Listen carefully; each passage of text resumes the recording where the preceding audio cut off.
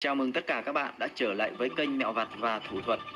Chủ đề video hôm nay mình sẽ chia sẻ cho tất cả các bạn cách tạo ra một cái video từ bộ sưu tập ảnh trên điện thoại chúng ta.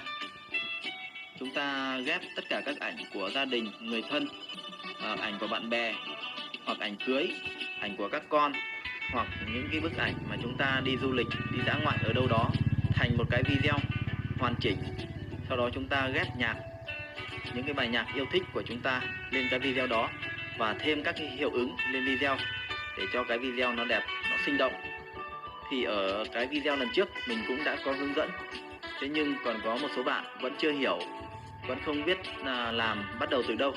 Thì hôm nay mình sẽ hướng dẫn lại cho tất cả các bạn cách tạo ra một cái video hoàn chỉnh, tỉ mỉ từng bước một từ đầu đến cuối, và mình sẽ thêm một số hiệu ứng mới lên cái video đó làm cho cái video nó đẹp, nó sinh động hơn.